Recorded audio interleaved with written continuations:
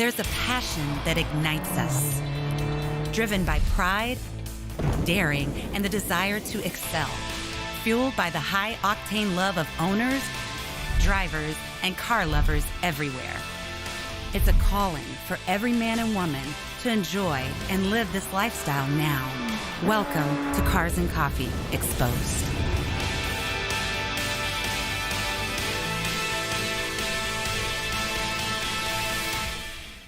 There are some places that truly take your breath away. The Vault of Scottsdale is one of them. Not only were we lucky enough to shoot a Cars and Coffee event at the Vault, but founder and curator Ron Evans sat down with us to give us the history behind this incredible facility and a private tour of these amazing cars. Thank you so much for having us here at the Vault. Happy to. Tell me how you conceived of this amazing place. Well, it started with needing to have a bigger place to store my collection of cars. And then in talking with the architects, they said that the building could be twice the size that I was going to build. And the light bulb moment went off that I felt I could put a new spin on collector car storage. So it gave me a place to put my collection, which at the time was 15 cars or so, and all the signs and memorabilia I collected. I've always been a gearhead. Cars have been my passion since I was a little kid, so it made for a natural fit. I heard a little rumor about one of the reasons why you started the Vault was because you felt like there needed to be some diversification in the car community. Well, I had visited other car storage facilities in Scottsdale because I was out of room at the existing building I had was a smaller version of this.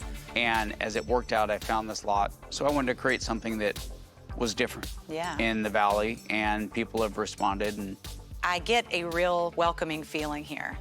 A lot of that has to do with you and your staff. That was my goal. I wanted it to feel like you walked in and this was just a bigger version of your own personal man cave. I joke about it. This is my man cave that I share with a few thousand of my closest friends. So tell us more about the social aspect of things, what your members, what do they do here? Yes. They meet here. A lot of them come every Friday and just hang out. They may have, you know, a beverage. If a game's on, they'll watch some TV. Many of them are self-employed and work from home, so they'll work out of our conference room. They'll have clients meet them here. A lot of them own businesses, and this gives them a nice place to work. You know, not bad to walk around and look at some things when they want to take a break. I'm sure it's pretty impressive. We do regular F1 watching parties during F1 season. I like anything with racing. If it's got wheels and goes fast, I like it. But a lot of people prefer F1. We've had Super Bowl parties here, Indy 500 parties with some different car clubs around town that I belong to. So for me, it's about community and bringing like-minded people together and enjoy it. As we've driven around, I've noticed how many beautiful cars are just on the streets, and I'm from Atlanta. If I see one of those cars, that's a rarity. It is common around here. There's an incredible car community in Scottsdale. A lot of older people that used to own homes here and they lived somewhere else have retired here and brought their car collections with them. And a lot of younger people are business owners and they've, you know, their daily driver is a Lamborghini or a McLaren. It's pretty incredible. What do you foresee next for the Vault? That's do you have any question. big plans? I can't always share everything I'm doing, otherwise the competition would know. But, I see. There are things that we're working on to expand. We're max capacity now with car storage. The events have kept us quite busy. We've done everything from a full fashion show for Scottsdale Fashion Week to a lot of corporate events. Well, you've done such a great job, and I know that the community appreciates you for what you've done and what you've created here. And thank you so much for having us. Oh, thank you. At heart, I'm just a car guy. Yeah. I'm a hardcore car enthusiast, and I want to share it with other people. I love it. I would love if you would just walk me around, and can we you can tell me a little bit about your collection? Awesome. Give me the tour. Give me the grand tour, Ron. Well, there's a lot to look at, a little bit for everybody. We'll start with this car up here is a recreation of the 1938 Alpha 158. Built by Ant Anstead that was on Wheeler Dealers and part of Bradford Motors building cars. He built that for Motor Trend Streaming. I walked into Barrett-Jackson and it was sitting consigned to Barrett-Jackson. Wife went to the restroom came back and I had bought the car. So she claims she will never go to the restroom again. Back in the day, those cars went 150 miles an hour with no seat belts, no safety devices. Wow. There's 3 remaining in the world and drives like a 1930s car. So a lot of fun. One of my bucket list cars is this 65 Shelby that I got about a year ago out of the 550 or so they built. But just love the piece of history that Shelbys were. We have a lot of classic cars like those. We have some supercars. The Ferrari 812 is my daily driver currently. 800 horsepower and a 211 mile an hour top speed. Nice daily driver. What's the fastest car in here? This one. Actually, this one and the Aston Martin we'll take a look at have the same 211 mile an hour top speed. The Aston happens to be my wife's as well. Oh. That was her 35th anniversary present.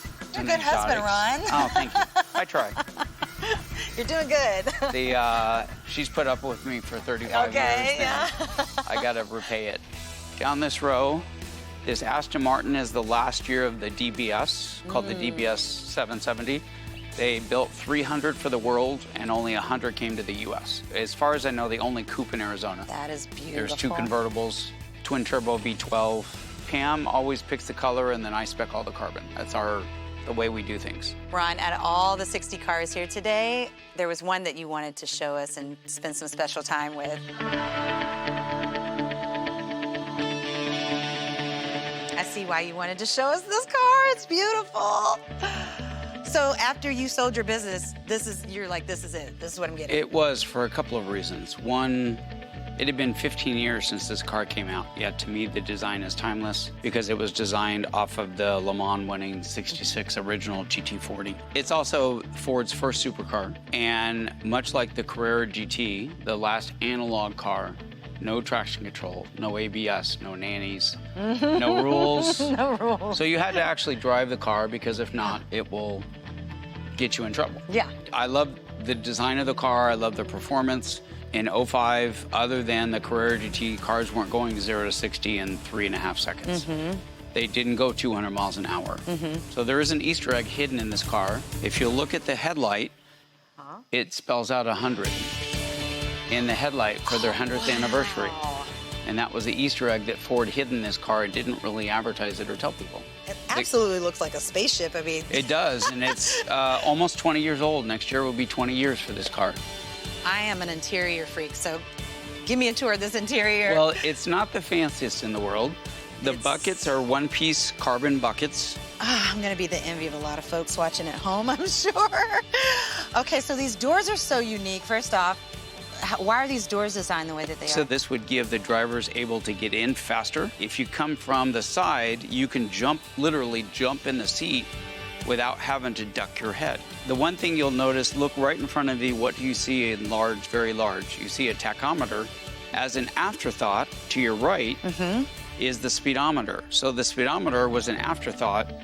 They didn't have those in the race cars, but they added it because obviously for a street car they required it. They just stuck it over at the far side, so you don't really watch or pay attention to that because you want to know what RPM you're shifting at. Ah, it's a race car. Great job, Ford. So let's go back there to the engine. This engine was a supercharged 5.4-liter engine, developing 550 horsepower, 500 foot-pounds of torque. I can attest that it does do 205 miles an hour. How did that feel? Very good, very stable, just like you're doing 90 down the freeway. Really? Yes, it does. It was built and engineered, over-engineered very well. Do you get people stopping, wanting to take pictures? I do. I love having kids get in the seat and take pictures with it. It's about building the next generation of car community. Yeah. You don't do that if you keep people from ever seeing them. My wife and I both believe a lot in giving back. We recently raised $50,000 for Make-A-Wish by having a track day. I worked and partnered with some other people to get the track to donate the time, to get people to donate the food, and we raised $50,000 for Make-A-Wish. So anytime you can have car enthusiasts get together, they're a very giving community. Great job. Just a car guy. You're more than that. You're more than that. You're creating community, and that's a big deal. So thank you so much, Ron. You're welcome. Appreciate your time. Thanks for coming. Absolutely. Thank you for having us. Hopefully we'll be back. Yeah, anytime.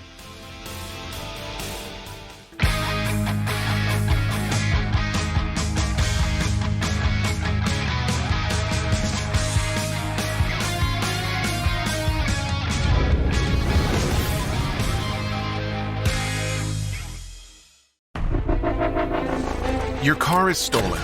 A crisis for you, a tragedy for your community. Theft hurts everyone. Insurance rises, your neighborhood violated. Who will be next? But you can feel more protected and secure with the LoJack system. LoJack brings it back. LoJack's vehicle recovery system will find your vehicle usually within 30 minutes. And with the recent launch of LoJack LE, we're equipping our law enforcement partners with a safer and more efficient way to recover your vehicle. The LoJack app creates a bond of trust, providing enhanced features designed to promote safety and convenience, and you'll always know where your vehicle is. Only LoJack stands with this promise. Receive up to $10,000 reimbursement if your vehicle is not recovered in 30 days. Let LoJack bring back your safety, confidence, and give you a greater driving experience. LoJack brings it back. What is You're Able? We are a business management system that helps create an exceptional customer experience and improves business operations. As a car enthusiast, you deserve the best, and You're Able is the common denominator. With so many detail shops, endless brands of ceramic coatings, window tint, and paint protection film, it's hard to find the right shop for the job. Shops powered by You're Able understand the care and quality that your investment requires. Avoid shops that are in the race to the bottom. If you want to identify the best providers in your area, make sure they're powered by You're Able. Get ready for an adrenaline-fueled ride with Cars and Coffee Exposed. It's not just a show, it's a whole new automotive experience. Now's the time to claim your spot as a brand partner for the electrifying 2024 season. Partner with us to inject your brand into our high-octane episodes and connect with car enthusiasts live at Cars and Coffee events nationwide. Rev up your marketing strategy today. Contact carsandcoffeeexposed.com and let's accelerate together.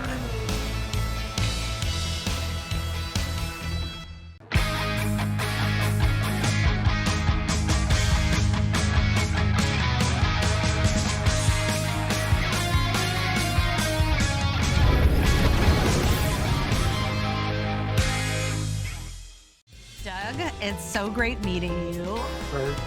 I am so excited to hear about this car because I just took a look at it and it's incredible. Thank you. Thank you. It's beautiful, and we don't get to see one of ones many times here, but you have one, and indeed it is a one of one. It's a one of one. It's the HRG people aren't real excited about this car because it's not a competition car. You know, it doesn't follow the philosophy that HRG had in cars, but they made it. It's here. Might as well enjoy it. So give us that history about HRG. They started in '36. They started making competition cars, and they were lightweight competition cars. They did really well, hill climbs, trials cars, big in England. You know, in the U.S. it was more road racing or, you know, there it's trials. Who can climb up a hill? You know, it's just a different animal. HRG did very well, and they're very durable little cars, very reasonably priced. They only made 240 some cars in 20 years, but they made money. The company did well, and they prospered, and they made some great cars. This car was the brainchild of Halford in '38. They made one. His partners didn't like it, and that was it. And they stopped. So you really have a prototype. Yeah, that's about what it was. Then the war happened, and all the cars, they ceased production of cars. So when they started back up, this was not one of them they ever started. It's a shame because it's beautiful. It's a pretty car. It's really a show car. It's not a great driver. It's not? No. When you drive a regular HRG, it's a lot of fun. Quick steering, all that.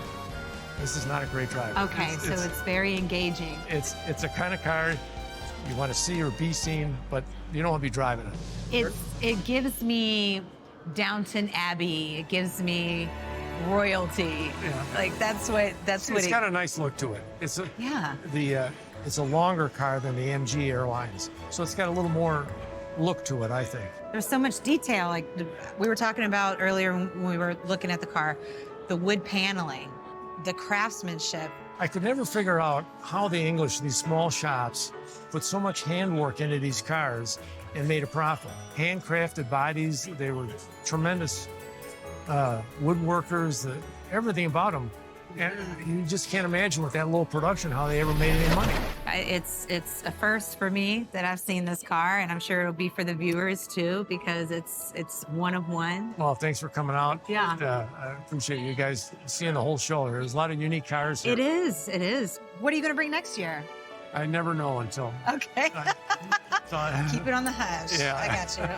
Okay. Mystery man. Okay. We'll see you next year. All right. See you. Thanks.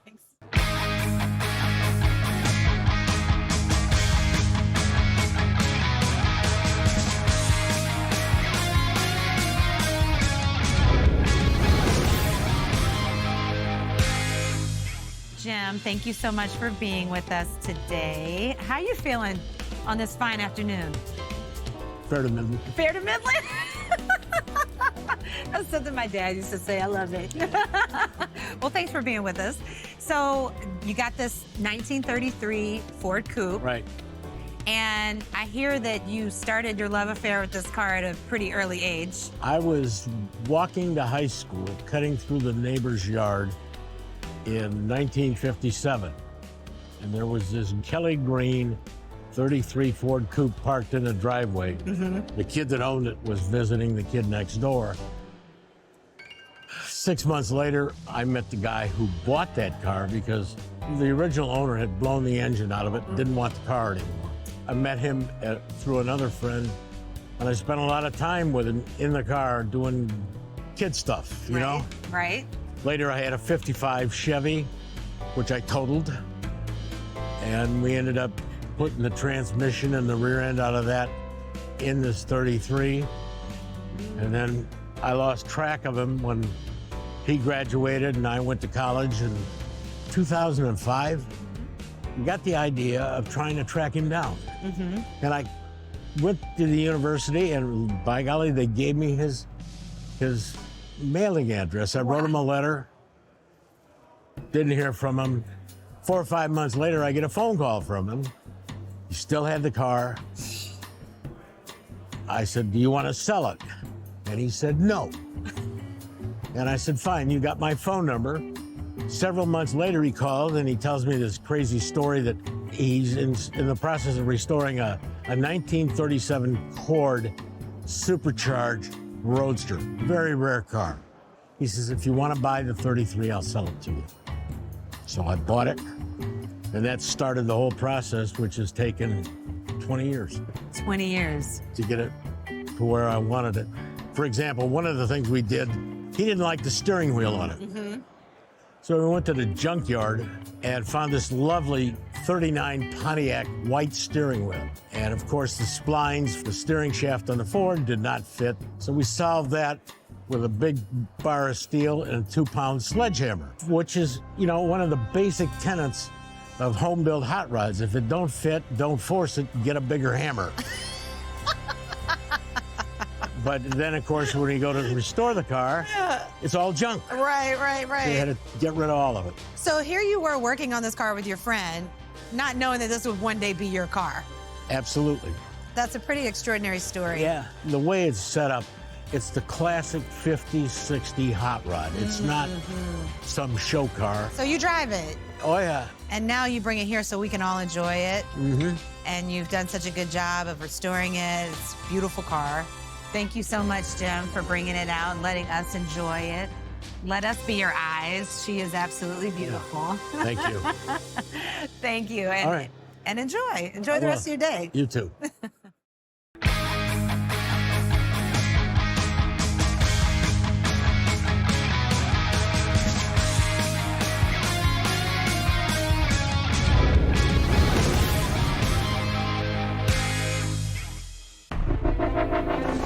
Your car is stolen. A crisis for you, a tragedy for your community. Theft hurts everyone. Insurance rises, your neighborhood violated. Who will be next? But you can feel more protected and secure with the LoJack system. LoJack brings it back. LoJack's vehicle recovery system will find your vehicle usually within 30 minutes. And with the recent launch of LoJack LE, we're equipping our law enforcement partners with a safer and more efficient way to recover your vehicle. The LoJack app creates a bond of trust, providing enhanced features designed to promote safety and convenience, and you'll always know where your vehicle is. Only LoJack stands with this promise. Receive up to $10,000 reimbursement if your vehicle is not recovered in 30 days. Let LoJack bring back your safety, confidence, and give you a greater driving experience. LoJack brings it back. What is Urable? We are a business management system that helps create an exceptional customer experience and improves business operations. As a car enthusiast, you deserve the best, and Urable is the common denominator. With so many detail shops, endless brands of ceramic coatings, window tint, and paint protection film, it's hard to find the right shop for the job. Shops powered by Urable understand the care and quality that your investment requires. Avoid shops that are in the race to the bottom. If you want to identify the best providers in your area, make sure they're powered by Urable. Get ready for an adrenaline-fueled ride with Cars and Coffee Exposed. It's not just a show, it's a whole new automotive experience. Now's the time to claim your spot as a brand partner for the electrifying 2024 season. Partner with us to inject your brand into our high-octane episodes and connect with car enthusiasts live at Cars and Coffee events nationwide. Rev up your marketing strategy today. Contact carsandcoffeeexposed.com and let's accelerate together. Welcome back to Cars and Coffee Exposed. Meet Chris Eby, entrepreneur and lover of all things automotive. Chris has been a longtime member of the Nashville car community and an avid collector of high-performance exotics in a rainbow of colors. You can find Chris driving one of these beauties in various rallies around the country or volunteering to help with local charities. We caught up with Chris at the beautiful Auto Vault Garage in Nashville. Chris Eby, it is so nice to finally meet you. Nice to meet you. Heard a lot of great things about you. Oh, well, thank you. Yeah, I think you're like a pillar of the car community here in Nashville. Well, you know, the community here is very kind, and they're a great group of people. So it's nice being here in Nashville and being a part of that community. What brought you to the car community? Like, what was your introduction? I'm a child of the 80s, and I think probably everybody from that era has the same story, right? So I had two posters on my wall. One was of Cindy Crawford, and the other was the Lamborghini Countach. But mine was the white on white. And I love that car, and I think one day I'm gonna have that car. And so when the opportunity came for me to be able to exit one of my companies, then I was able to make that into a reality. So you bought that car? You know what? I wish. I bought something really close, though. Yeah? So I bought the newest version of that, which is actually the Lamborghini Aventador. And it had a custom exhaust on it. It was the most amazing sounding car you had ever heard. The only thing is that living in my neighborhood and my next door neighbors having two young kids. They hated you. They hated me. They hated me, and I couldn't drive that car at night. So it was black on black, sounded larger than life. In fact, you could hear that car from 2 miles away, and either you loved it or you hated it, and my next door neighbors hated it. Well, he was probably driving a minivan. That's probably, yeah, absolutely, absolutely. Even more reason for him to hate you, unfortunately. Yes. Wow. I took my first ride in an Aventador in Scottsdale. And yeah, some things happened to me. I'm not the same person. It's like a spiritual experience in that car. We were in the desert. It was just beautiful. I was like, okay, I get it. I get it. These cars are amazing. Run us through your collection here and at home. I love variety, and so all the cars do have some different color. Currently in the collection, I have a Ferrari 458. It's a 2014. There's a Lamborghini Aventador, the 2014. We have the Audi R8. The next is actually a one-of-one. It's called a Rossian Q1, and this was the first Rossian that was built in the United States. It is absolutely fun to drive. It's like a big go-kart. The last one we have here is the Radical. It's an XRC GT3. This uses the same power plant that's in the Ford GT and in the Ford Raptors. Now, I heard you talking about rallies, and what have you taken on out of your collection? What have you taken on rallies? This last, or 2 weeks ago, I took the Lamborghini, and it's purple. So it draws a lot of attention. I'm sure. I took that to smilesawhileinc.org. And this was an organization that was set up by a friend. His name is Brian Land. And Brian, 10 years ago, was battling with cancer himself. And while he was in that battle, a family came to him and they said, hey, we have a 10, 11-year-old son. And he loves cars. Would you mind taking him on a drive? So he took this young man whose name was Cam, took him on a drive for the day. And when he came back home, Cam told his mom, he said, that was the funnest day of my life. And unfortunately, a couple months later, Cam passed away due to cancer. However, what that started in Brian was a vision that if one person was able to have the best day of their life, what if we could do that for a lot of people? Wow. And so this last year was the very first year that he organized the Ride for Cam. And there were 64 car enthusiasts and sports car owners that showed up to be able to take cancer survivors and cancer patients on the ride of our lives. It was absolutely an amazing day and offered a lot of people the best day of their life. Well, it's really great meeting you, and I'm just encouraged and inspired by all the great things that you're doing here. And where could people go to find more information out about the rally? If you go to smilesawhileinc.org, they can find out more about it. Chris, I'm super excited because one of these cars that you have here in your collection, we're going for a ride in. Which one is that? We're going to take the Ferrari 458. I'm excited. Let's go. All right, let's go.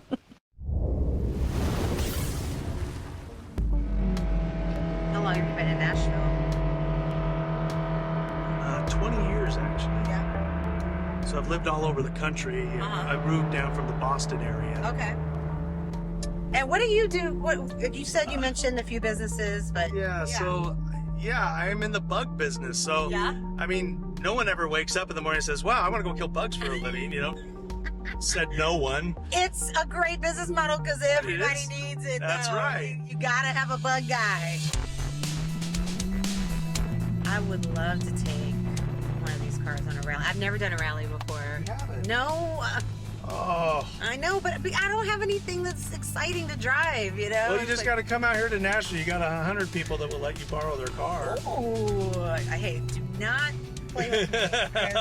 I will take you up. I'm serious. I got a collection of cars. Just come drive. Oh my God, I would love to.